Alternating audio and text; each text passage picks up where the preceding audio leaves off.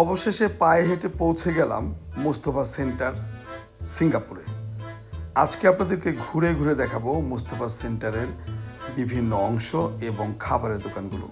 চলুন আমার সঙ্গে দেখতে থাকুন রনি জামালপুরি ব্লগ।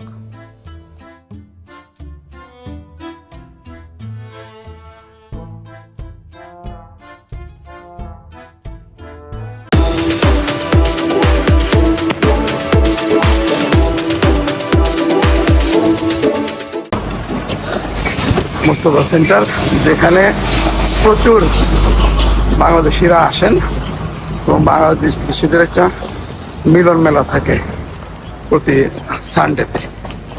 এই হচ্ছে মুস্তফা সেন্টার। শুনলাম এই গলিতে ঢুকলে আমরা বাংলা খাবারের দোকান পাবো। সব বাংলা খাবারের দোকানের জন্য আসা পিছনের গলি, এখানে নাকি অনেক বাংলা খাবার আছে।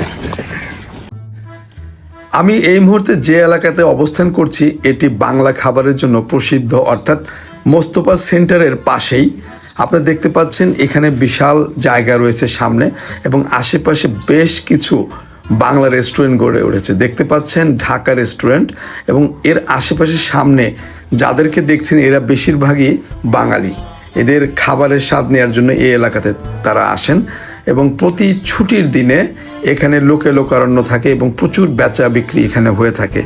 আপনারা দেখাচ্ছি আপনাদেরকে এই এরিয়াটা, এদিকেও রেস্টুরেন্ট রয়েছে আপনাদেরকে দেখাচ্ছি যদি, এবং দেখেন কিছু বাঙালি মানি এক্সচেঞ্জ রয়েছে, ব্যাংক রয়েছে, অর্থাৎ এখানে বাংলাদেশিদের অবস্থান রয়েছে।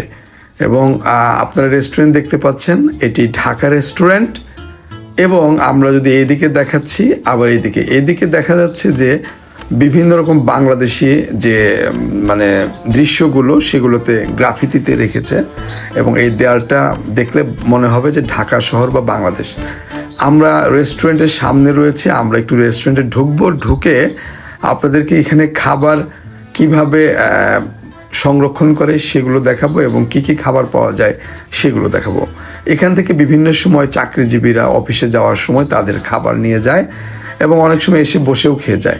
দুই ধরনেরই ব্যবস্থা রয়েছে, অর্থাৎ আপনি নিয়ে যেতে পারবেন, খেয়েও যেতে পারবেন। দেখতে পাচ্ছেন বিভিন্ন রকম মাংস, ডাল, মাছ, সবজি। এবং আমরা একটু এগিয়ে যাই, ওই পাশে একটা রেস্টুরেন্ট রয়েছে মোহাম্মদী রেস্টুরেন্ট, আমরা সেখানেও যাব। সেটিও বাংলাদেশিদের জন্য খাবার তৈরি করে এবং সরবরাহ করে। আমরা মোহাম্মদীতে ঢুকলাম, দেখতে পাচ্ছেন যে মোহাম্মদী আসলে এখন তো সকাল, এই সময় ভিড়টা তো অতটা হয়নি, কারণ এই সময় অতটা ভিড় হয় না এবং আজকে হচ্ছে ওয়ার্কিং ডে। দেখতে পাচ্ছেন আমরা আরেকটু ভিতরে ঢুকবো। আমরা ওইদিকে একটি রেস্টুরেন্টের নাম শুনেছি, বিসমিল্লাহ রেস্টুরেন্ট। একজন আঙ্কেল বললেন যে ওই রেস্টুরেন্টের খাবার ওনার কাছে ভালো লেগেছে, যেহেতু মুরব্বী মানুষ, তার কথা শুনেই আমি ওইদিকে যাচ্ছি। তো আমরা প্রথমেই দেখতে পাচ্ছি যে রূপসী বাংলা রেস্টুরেন্ট, এবং এরপর পাশেই রয়েছে যে রেস্টুরেন্টটি, সেই রেস্টুরেন্টে আমরা ঢুকলাম। এটির কথাই ওই আঙ্কেল বলেছিলেন। আমরা ঢুকে দেখি উনি একজন বাঙালি এবং তার সঙ্গে কথা হলো। আপনারা দেখতে পাচ্ছেন যে কাচের যে শোকেসের ভিতরে খাবারগুলো রাখা হয় সিঙ্গাপুরে, ডাল, সবজি, মাছ, মাংস, গরুর মাংস, খাসির মাংস। আমরা একটা প্যাকেজ নিয়েছি যেটির দাম $6, অর্থাৎ $6 সিঙ্গাপুরিয়ান ডলার। গরুর মাংস হচ্ছে $3, ভাত হচ্ছে $2 এবং ডাল হচ্ছে $1, অর্থাৎ টোটাল প্যাকেজটা হচ্ছে $6 এবং পর্যাপ্ত পরিমাণে মাংস দিয়েছেন। লেবু, কাঁচামরিচ এবং শসা সরবরাহ করেছেন তারা।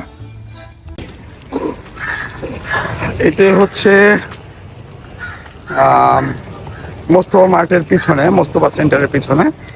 একটু খাওয়া দাওয়া করে নিলাম এখানে সকালে, এবং ভাতটাতি খেয়ে নিলাম কারণ আমার ফ্লাইট বিকালে, তো এতে করে লং টাইম একটা এনার্জি দিবে সেই জন্য। আর লম্বা একটা জার্নি ছিল সেই মালয়েশিয়া থেকে। কালকে রাত 11টায় বাসে উঠে ভোর 5টায় এখানে নামলাম। তো যেহেতু একটা বড় জার্নি ছিল, একটা ভারী খাবার খেয়ে নিলাম যাতে সুবিধা হয়। এবং লং টাইম ধরে এনার্জি ধরে রাখতে পারি। মজার বিষয় হলো এখানে প্রচুর ডাব পাওয়া যায়। ডাব যদি আমি বাংলাদেশি টাকায় হিসাব করি 150 থেকে 200 টাকার মধ্যে, অর্থাৎ আমাদের দেশে যে ডাবের দাম সেটা একদম ইন্টারন্যাশনাল স্ট্যান্ডার্ড। ইন্টারন্যাশনালি বরঞ্চ আমাদের দেশের চেয়ে ভালো ডাব এখানে পাওয়া যায়। আমাদের দেশের ডাবের স্বাস্থ্য এত ভালো না, এখানে ডাব যতটা স্বাস্থ্য ভালো। এবং একটা ডাবের পানি একজনের জন্য মানে খুবই এনাফ, এবং কারো কারোর জন্য বেশিও হয়ে থাকে, প্রচুর পানি থাকে।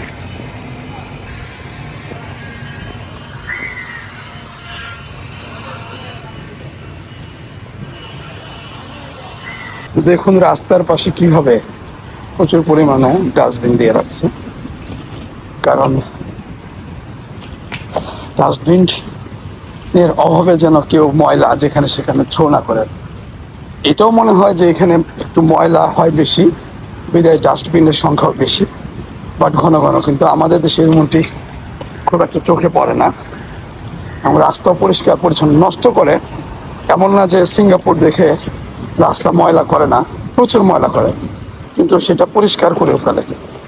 পার্থক্য হচ্ছে যে এটার পিছনে অনেক লোক কাজ করে। দোকানের টেন্ডেন্সি এখানেও আছে। দেখেন ফুটপাতের উপর একটা রেস্টুরেন্ট, টোটালটাই ফুটপাতের উপর। মানুষ যেখান থেকে হাঁটবে সেখানে তারা রেস্টুরেন্ট বানায় রাখছে এই ফুটপাতগুলো দখলে। তো আমাদের মধ্যে যেরকম দখলবাজি সেটা হয়তো বা নাই, কিন্তু বাট আছে, অভ্যাসটা আছে।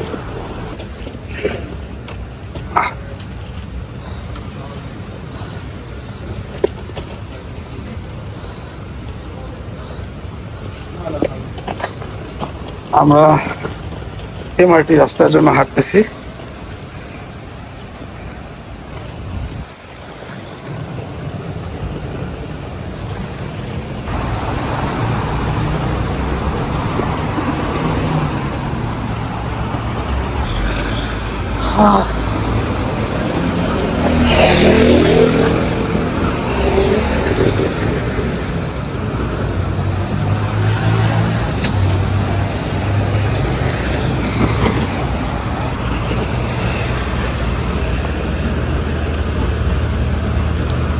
দেখতে পাচ্ছেন অনেক বৃদ্ধ মহিলারা কিভাবে তারা ফিজিক্যাল ওয়ার্ক করে, অর্থাৎ হাঁটাহাঁটি কাজকর্মের মধ্যে থাকে। আমাদের দেশে হয়তো বা এই বয়সে এমনটি দেখা যায় না। সম্ভবত আমরা এমআরটির কাছে চলে আসছি। দেখুন কি অবস্থা।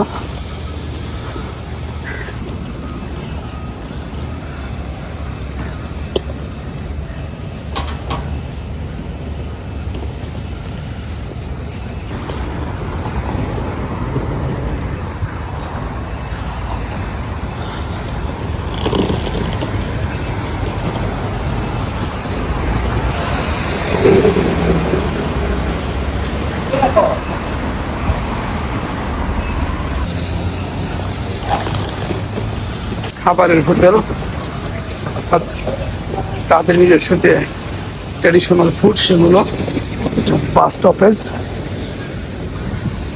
সম্ভবত আমরা এমআরটি স্টেশনের নিকটে চলে আসছি। খাবারের দোকানগুলোই বেশি দেখতে পাচ্ছেন।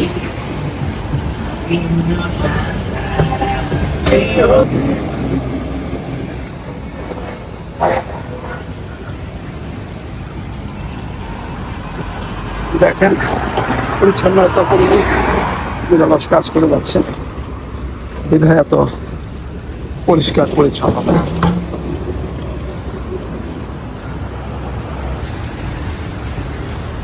মায়ের স্ট্রিট, দেখেন মায়ের স্ট্রিট কত শান্ত।